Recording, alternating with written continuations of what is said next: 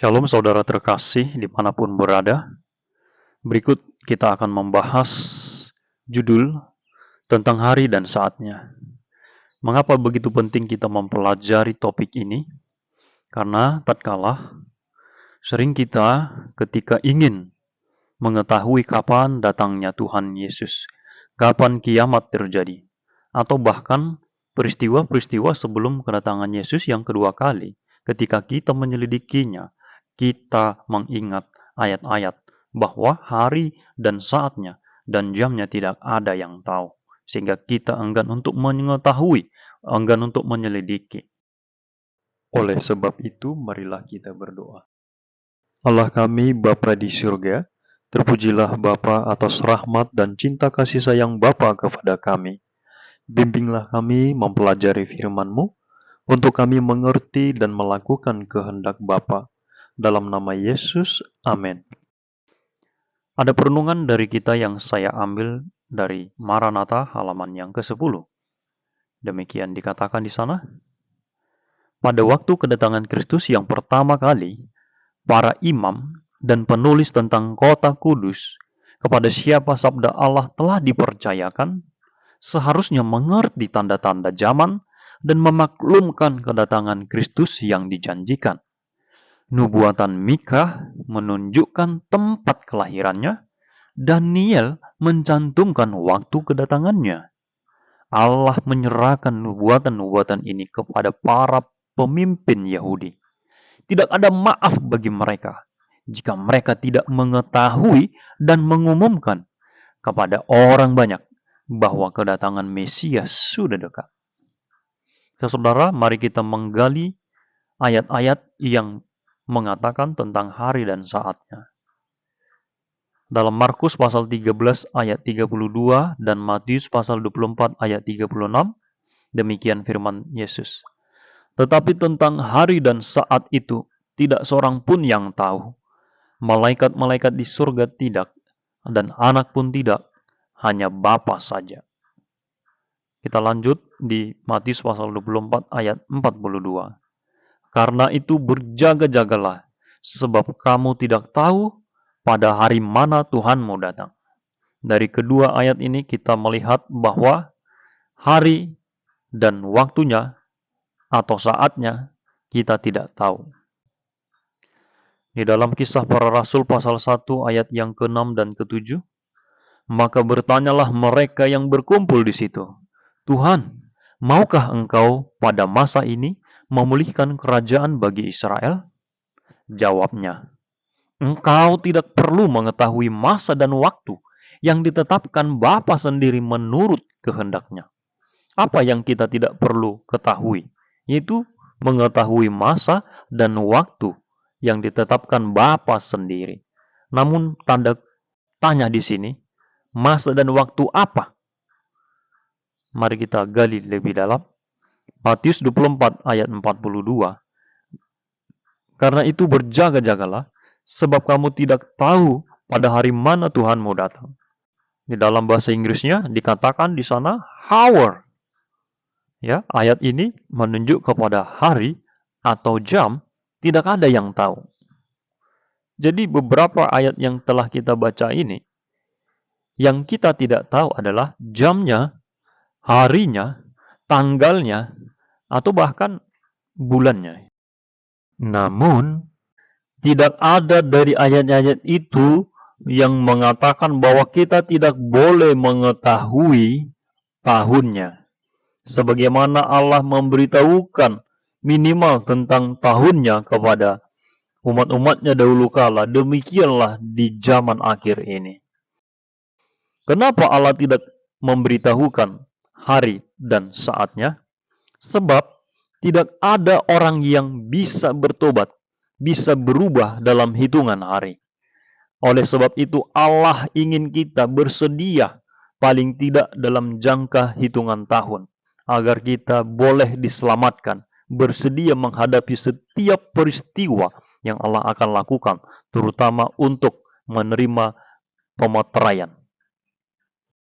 Di dalam analogi yang Yesus berikan sendiri, Matius 24 ayat 42 sampai 44, Tetapi ketahuilah ini, kata Yesus, jika tuan rumah tahu pada waktu mana pada malam hari pencuri akan datang, sudahlah pasti ia berjaga-jaga dan tidak akan membiarkan rumahnya dibongkar.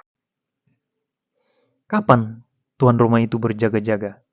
Tentu saat dia tahu, bukan? Dan dikatakan di ayat selanjutnya, sebab itu hendaklah kamu juga siap sedia. Inilah yang Tuhan mau supaya kita hidupkan. Itu supaya kita siap sedia. Sebagaimana tuan rumah itu, kapan dia berjaga-jaga, begitu jugalah kita. Supaya kita bersedia, kita harus tahu kapan pencuri itu datang. Kapan anak manusia itu akan datang. Kita tidak akan mencari tahu jam dan tanggalnya, harinya. Tetapi semoga Tuhan menuntun kita untuk mengetahui tahunnya.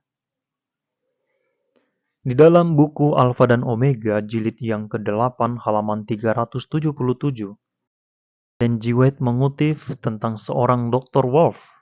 Dikatakan di sana, Wolf percaya bahwa kedatangan Tuhan itu sudah dekat, dan penafsirannya akan masa-masa nubuatan itu menempatkan hari kebinasaan besar itu atau hari penyempurnaan besar itu beberapa tahun sesudah waktu yang ditunjukkan oleh William Miller kepada mereka yang mengutip dari ayat Alkitab.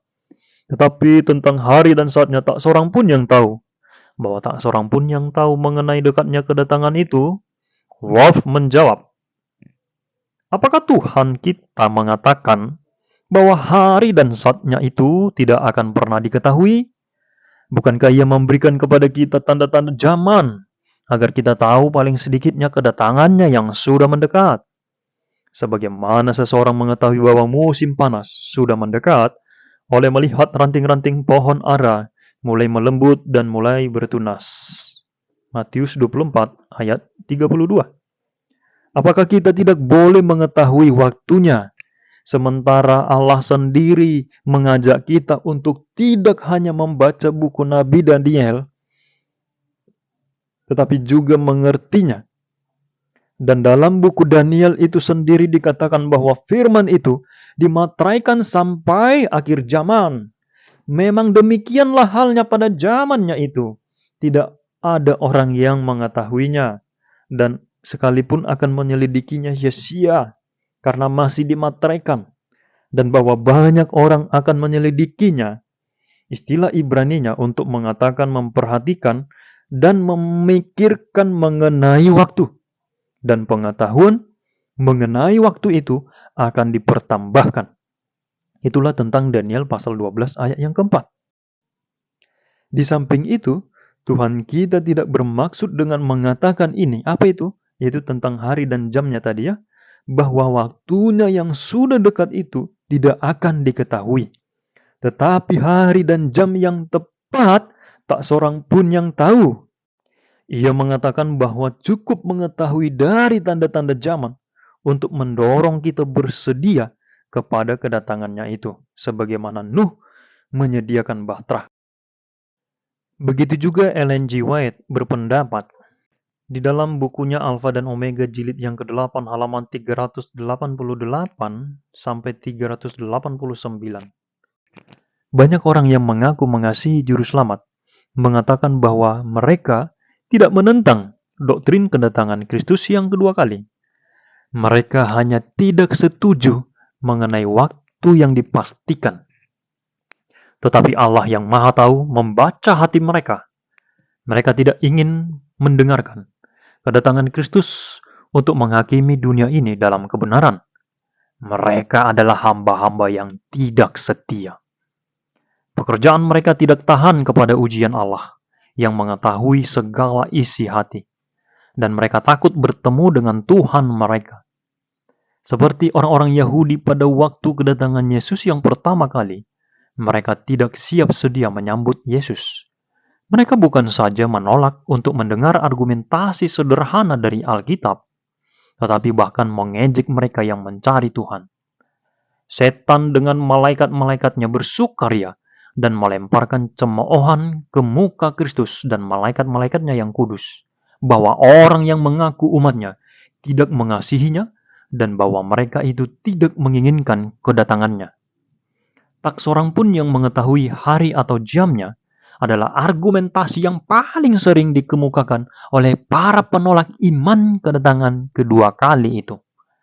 Alkitab mencatat, tetapi tentang hari dan saat itu tak seorang pun yang tahu, malaikat-malaikat yang di surga tidak, dan anak pun tidak, hanya Bapa sendiri. Matius 24 ayat 36. Keterangan yang jelas dan harmonis serta selaras mengenai ayat ini telah diberikan oleh mereka yang mencari Tuhan. Dan penggunaan yang salah dari ayat ini oleh penentang-penentang telah dinyatakan dengan jelas. Firman itu diucapkan oleh Kristus dalam suatu percakapan yang tak terlupakan dengan murid-muridnya di Bukit Zaitun setelah untuk terakhir kalinya ia meninggalkan bait suci. Murid-murid itu bertanya, "Apakah tanda kedatanganmu dan tanda kesudahan dunia?" Matius 24 ayat yang ketiga. Yesus memberikan tanda-tanda kepada mereka dan berkata, "Jika kamu melihat semuanya ini, ketahuilah bahwa waktunya sudah dekat, sudah di ambang pintu." Matius 24 ayat 33. Walaupun Yesus mengatakan hari dan jamnya, tidak seorang pun yang tahu.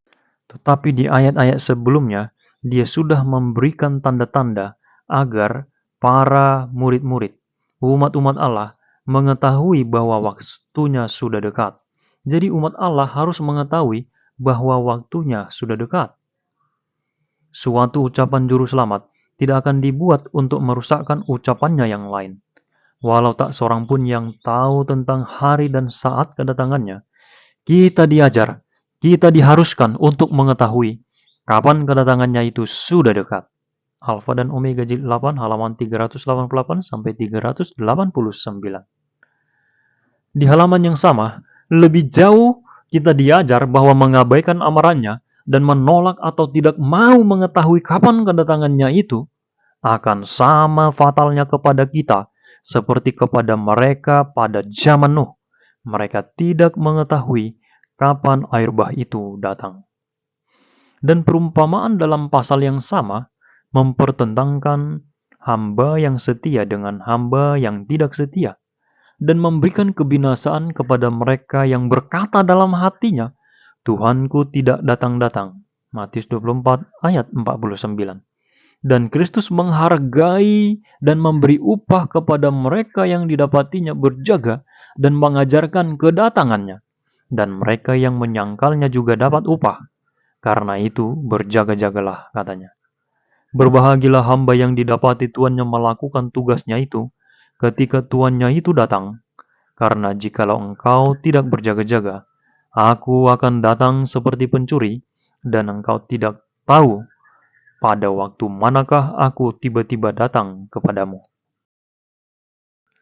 Paulus berbicara kepada segolongan orang yang tidak berjaga-jaga pada waktu kedatangan Tuhan, bahwa hari Tuhan datang seperti pencuri pada malam. Apabila mereka mengatakan semuanya damai dan aman, maka tiba-tiba mereka ditimpa oleh kebinasaan. Mereka pasti tidak akan luput. 1 Tesalonika 5 ayat yang kedua. Tetapi ia tambahkan kepada mereka yang memperhatikan amaran juru selamat itu, "Tetapi kamu, saudara-saudara, kamu tidak hidup di dalam kegelapan, sehingga hari itu mendatangi kamu seperti pencuri. Karena kamu semua adalah anak-anak terang dan anak-anak siang. Kita bukanlah orang-orang malam atau orang-orang kegelapan." Jadi jelas ditunjukkan bahwa Alkitab tidak membiarkan orang-orang yang tetap tidak mau tahu atau bersikap masa bodoh terhadap kedatangan Kristus itu. Tetapi mereka yang hanya mencari dalih untuk menolak kebenaran, menutup telinganya kepada keterangan ini, dan perkataan tentang hari dan saat itu tak seorang pun yang tahu, terus digemakan dan didengungkan oleh pengolok-olok, bahkan oleh mereka yang mengaku pelayan-pelayan Kristus. Pada waktu orang-orang bangkit dan mulai mencari jalan keselamatan, guru-guru agama menghalangi mereka menemukan kebenaran, berusaha menenteramkan ketakutan mereka dengan salah menafsirkan firman Allah. Para penjaga yang tidak setia bersatu dengan penipu besar itu berseru, "Damai, damai," sementara Allah tidak berbicara damai.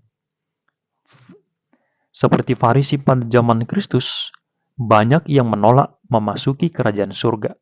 Dan mereka yang mau masuk, mereka halang-halangi.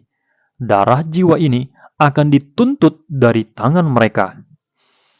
Orang yang paling rendah hati dan yang bersungguh-sungguh berserah biasanya adalah yang pertama menerima pekabaran ini.